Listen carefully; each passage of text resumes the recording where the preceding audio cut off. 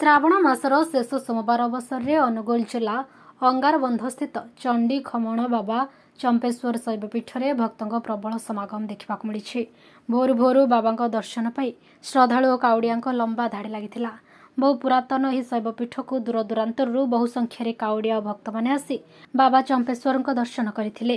ମନ୍ଦିର ରାତି ପ୍ରାୟ 3ଟାରେ ଖୋଲିବା ପୂର୍ବରୁ ହିଁ କାଉଡ଼ିଆମାନେ ଦର୍ଶନ ପାଇଁ ଧାଡ଼ିରେ ଅପେକ୍ଷା କରିଥିଲେ। ସକାଳ ହେବା ସହିତ ଅନ୍ୟ ଶ୍ରଦ୍ଧାଳୁଙ୍କ ଭିଡ଼ ମଧ୍ୟ ଦେଖିବାକୁ ମିଳିଥିଲା। ଭକ୍ତମାନେ ଯେପରି ସୁବ୍ୟବସ୍ଥିତ ଭାବେ ବାବାଙ୍କ ଦର୍ଶନ କରିପାରିବେ ସେଥିପାଇଁ ମନ୍ଦିର କମିଟି ପକ୍ଷରୁ ବିଶେଷ ବ୍ୟବସ୍ଥା କରାଯାଇଥିଲା। ଶାନ୍ତି ଓ ଶୃଙ୍ଖଳା ବଜାୟ ରଖିବା ସହ ଭିଡ଼ ନିୟନ୍ତ୍ରଣ ପାଇଁ ଜିଲ୍ଲା ପ୍ରଶାସନ ପକ୍ଷରୁ ମଧ୍ୟ ବ୍ୟାପକ ପୁଲିସ ମୁତୟନ କରାଯାଇଥିଲା। ଦୂରଦୂରାନ୍ତରରୁ ଆସିଥିବା ଭକ୍ତଙ୍କ ସୁବିଧା ପାଇଁ ମନ୍ଦିର କମିଟି ପକ୍ଷରୁ ପ୍ରସାଦ ସେବନ ଓ ଥଣ୍ଡା ପାନୀୟର ବ୍ୟବସ୍ଥା କରାଯାଇଥିଲା।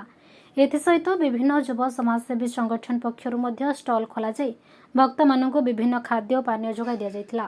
ମନ୍ଦିର ପରିସର ଓ ଏହାର ଆଖପାଖରେ ବହୁ ସଂଖ୍ୟାରେ ଭୋଗ ସାମଗ୍ରୀ ଦୋକାନ ଖୋଲିଥିବାରୁ ପୂଜାର୍ଚ୍ଚନା ସହ ଏକ ଆଧ୍ୟାତ୍ମିକ ପରିବେଶ ସୃଷ୍ଟି ହୋଇଥିଲା। ଶ୍ରାବଣ ଶେଷ ସୋମବାରରେ ବାବାଙ୍କ ଦର୍ଶନ ପାଇଁ ଭକ୍ତ ଓ କାଉଡ଼ିଆଙ୍କ ମଧ୍ୟରେ ଆନନ୍ଦ ଉତ୍ସାହର ମାହୋଲ ଦେଖିବାକୁ ମିଳିଥିଲା। ଜୟ ବାବା ଭୋଳାଶଙ୍କର। ଆଜି ଆମର ଶ୍ରାବଣ ମାସର ଲାଷ୍ଟ ସୋମବାର। ଆଜି ଆମ ଏଇ ଚମ୍ପେଶ୍ୱର ମନ୍ଦିର ପାଖରେ ବହୁତ ଭକ୍ତ ଓ ଭାଇ ଦର୍ଶକ ମାନେ ଦର୍ଶନୀ ମାନେ ବହୁତ ଗୁଡ଼େ ଭିଡ଼ ଲାଗିଛି। ଏଠି ଆମର ବାବା ଭୋଳାଶଙ୍କର ଯିଏ ଯାହା ମାଗିଛି ସେ ତା ପାଇଛି। ଯେବେ ତମେ ବାବା ଭୋଳାଶଙ୍କର ପାଖରେ ପ୍ରାୟ ମୋ ଜାଣିବା ଜେଜେବାପା ଅମଳର ପାଖାପାଖି ଜାଣିବା କଥା ଯେ ଏଠି ଆମର କୌଣସି ଭକ୍ତକୁ ସାପ କାମୁଡ଼ିଲା କୌଣସି ରୋଗ ହେଲା ସେ ଆସିନା ଏଠି ଆମର ଅଧିଆ ପଡ଼ନ୍ତି 7 ଦିନ ପର୍ଯ୍ୟନ୍ତ। 7 ଦିନ ପରେ ବାବା ଭୋଳାଶଙ୍କର 7 ଦିନ ଭିତରେ ବାବା ଭୋଳାଶଙ୍କର ତାଙ୍କୁ ବର ପ୍ରଦାନ କରନ୍ତି। ସେ ରୋଗୀ ଭଲ ହେଇଯାଇ ଘରକୁ ଯାଆନ୍ତି। ଆଉ ଯେଉଁମାନେ ବି ସାପ କାମୁଡ଼ିଛି ସେମାନେ ବି ଭଲ ହେଇନା ଯାଆନ୍ତି। ଏଠି ଆମର ବାବା ଚମ୍ପେଶ୍ୱରଙ୍କର ବହୁତ ମହିମା, ବହୁତ ବଡ଼ ମହିମା। ଏଠି ଆମର ବାବା ଚମ୍ପେଶ୍ୱର ଆମେ ତ ଜନ୍ମ ହେଇନୁ, ତା ପୂର୍ବରୁ ଆମ ଜେଜେବାପା ଅମଳରୁ ଆମେ ଆଜି ବାବା ଚମ୍ପେଶ୍ୱର ଏଠି ଫୁଟିଲିଙ୍ଗ, ଏଠି ଆବିର୍ଭାବ ଠାକୁର ଅଛନ୍ତି। ଏଠି ଆମେ ପ୍ରାୟ ଜାଣିବା ଭିତରେ ଯିଏ ଯାହା ମାଗିଛି ବାବା ଭୋଳାନାଥ ତାହା ଦେଇଛି। ନିହାତି ଭାବରେ ଆପଣମାନେ ଦେଖିପାରୁଥିବେ ଆଜି ଶ୍ରାବଣ ମାସର ଶେଷ ସୋମବାର ଭକ୍ତମାନଙ୍କର କିଭଳି ଭାବରେ ଭିଡ଼ ଲାଗିଛି। ଆଉ ବାବାଙ୍କର ମହିମା ଏଠି ଅପାର। ସମସ୍ତେ ଭକ୍ତ ଜାଣିଛନ୍ତି। ଆଖପାଖରୁ ବହୁତ ସହରାଞ୍ଚଳ ଏବଂ ଗ୍ରାମାଞ୍ଚଳରୁ ଭକ୍ତମାନେ ଆସିଛନ୍ତି। ଝିପିଝିପି ବର୍ଷାରେ ବି ମଧ୍ୟ ଭକ୍ତମାନେ ଆଜି ଛିଡ଼ା ହେଇକି ବାବାଙ୍କ ଦର୍ଶନ ଲାଭ କରୁଛନ୍ତି। ବାବାଙ୍କର ମହିମା ଅତି ଅପାର। ପ୍ରାୟ 1700 ଖ୍ରୀଷ୍ଟାବ୍ଦରୁ ଏଠି ବାବା ଆବିର୍ଭାବ ବାବା ଚମ୍ପେଶ୍ୱର ଏବଂ ଆମ ଅଙ୍ଗାରବନ୍ଧ ବାବା ଚମ୍ପେଶ୍ୱର ମନ୍ଦିର ପରିଚାଳନା କମିଟି କିଭଳି ଭାବରେ ଭକ୍ତମାନଙ୍କୁ ସୁରକ୍ଷା ଦେଇ ଦର୍ଶନ କରାଉଛନ୍ତି ଆପଣମାନେ ଦେଖିପାରୁଛନ୍ତି। ଆଉ ଭକ୍ତମାନଙ୍କ ପାଇଁ ମଧ୍ୟ ସେପଟେ ପ୍ରସାଦ ସେବନର ବ୍ୟବସ୍ଥା କରାଯାଇଛି। ସବୁ ପ୍ରକାର ସୁବିଧା ଅଛି। ଆଉ ମନ୍ଦିରର ଉନ୍ନତିକରଣ ବି ମଧ୍ୟ ଧୀରେ ଧୀରେ ଆଗକୁ ଲାଗି ରହିଛି। ଆଉ ଦେଖିପାରୁଥିବେ ଆପଣମାନେ କାଉଡ଼ିଆ ମାନଙ୍କର ମଧ୍ୟ ଭିଡ଼ ବହୁତ ଲାଗିଥିଲା। ଏବେ ଟିକେ କମିଗଲେଣି। ପାଖାପାଖି 2000 ରୁ 3000 କାଉଡ଼ିଆ ଏଠାରେ ପାଣି ଢାଳିବାକୁ ଆସନ୍ତି ପ୍ରତି ସପ୍ତାହ। ଏହି ସପ୍ତାହ ଯେହେତୁ ଶେଷ ସୋମବାର ଅଧିକା ଟିକେ ଭିଡ଼ ଲାଗି ରହିଛି। ଆଉ ଆମର କମିଟି ମେମ୍ବର୍ସ ମାନେ ସମସ୍ତେ ଏଥିପ୍ରତି ଧ୍ୟାନ ବି ରଖିଛନ୍ତି। ଜୟ ବାବା ଚମ୍ପେଶ୍ୱର ନମ। ଜୟ ବାବା ଚଣ୍ଡୀ ଠାକୁରାଣୀ। ମୋ ନାଁ ହେଉଛି ଗିରିଶ ଚନ୍ଦ୍ର ସ୍ୱାଇଁ। ଦେଖନ୍ତୁ ଆଜି ହେଉଛି ଶ୍ରାବଣ ମାସ ଶେଷ ସୋମବାର। ସୋମବାରରେ ଆଜି ଭକ୍ତମାନଙ୍କର ପ୍ରବଳ ଭିଡ଼ ସମାଗମ ଦେଖାଯାଉଛି। ଯେଉଁ ଭକ୍ତଟି ଆସୁଛି ସେ ଲାଇନ୍ ବାନ୍ଧି ଆମର ସୁଚାରୁ ରୂପେ ଭଲ ଭାବେ ଆମର ପରିଚାଳନା କମିଟି ମଧ୍ୟ ସେ ତାର କରୁଛି। ଦୀର୍ଘ ଆଜକୁ ପ୍ରାୟ 1700 ଖ୍ରୀଷ୍ଟାବ୍ଦ ପୂର୍ବରୁ, ତା ପୂର୍ବରୁ କେତେ ଆମେ ବି ଜାଣିନୁ। ଯାହା ସାତପୁରୁଷରୁ ସେ ଯାହା କହି ଆସୁଛନ୍ତି ଆମେ ତାହା ବି ଆଜି ଗାଉଛେ।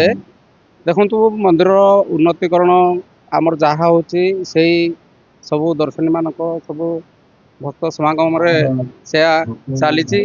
ଆମର ଏଠି ଚମ୍ପେଶ୍ୱର ମଣ୍ଡ ଅଛି, ଟ୍ରଷ୍ଟ ବୋର୍ଡ ଅଛି। ସେଇ ଟ୍ରଷ୍ଟ ବୋର୍ଡ ସେ ତାଙ୍କର ଯାହା ପରିଚାଳନା କରୁଛନ୍ତି ତାହା ମଧ୍ୟ ଖୁବ୍ ସୁରୁଖୁରୁରେ ଚାଲିଛି।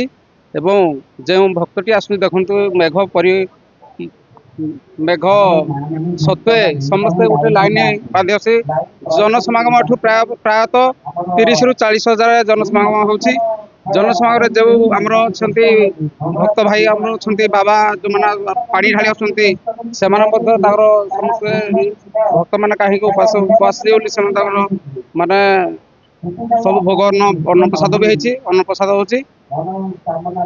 ଆଉ ପ୍ରଶାସନ ତରଫରୁ ମଧ୍ୟ ଆମର ଏଠି କିଛି ଆମର ପ୍ରଶାସନିକ ଅଧିକାରୀ ମଧ୍ୟ ଆସିନା ଟିକେ ସହଯୋଗ କରୁଛନ୍ତି।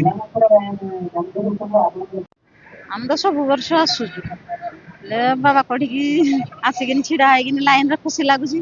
ଯାହା ହଉ ବାବା ଭୀମଶଙ୍କର ଯାହା 6ଟାରୁ ଆସିଛୁ। ନାହିଁ ଆହୁରି ଅଧା ଘଣ୍ଟା ଲାଗିବ ବୋଲି ବାବାଙ୍କ ପାଖରେ ଆଶା। ବାବାଙ୍କର ମହିମା, ବାବା ଯାହା ମାଗିଲେ ତାହା ଦିଅନ୍ତୁ। ଆଉ କଣ କହିବୁ, ଯାହା ବାବାଙ୍କର ଆଶୀର୍ବାଦ ତାକରି ଆଉ ଇଚ୍ଛା ବଢେ।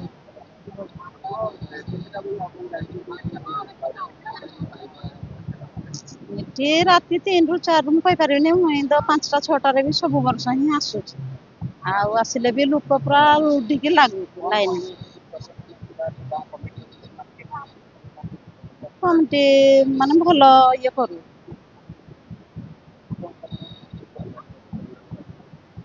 ଲୋକ 12ଟା 1 ଯାକେ ଲାଗିବେ, ମାନେ ରାତି 4ରୁ ଲାଗିଲେନି ଆଉ ହେଇଯିବେ 2-3 ହଜାର। ମୋ ନାଁ ସୁଭଦ୍ରା ସାହୁ, ମୁଁ କାଙ୍ଗୁଲାରୁ ଆସିଛି। ଏଠାରେ ଲୋକମାନଙ୍କର ବହୁତ ଭିଡ ହେଇଛି। ଶ୍ରାବଣ ମାସର ଶେଷ ସୋମବାର ହେତୁ ଅଧିକ ଭିଡ ଲାଗୁଛି। ଆଉ ଭୋଳାନାଥଙ୍କୁ ଦର୍ଶନ କରିବା ତ ସମସ୍ତଙ୍କ ଭାଗ୍ୟରେ ଥିଲେ ମିଳେ। ସେତିକି ଦୂର ହେଇଗଲାଣି 10 ବର୍ଷ।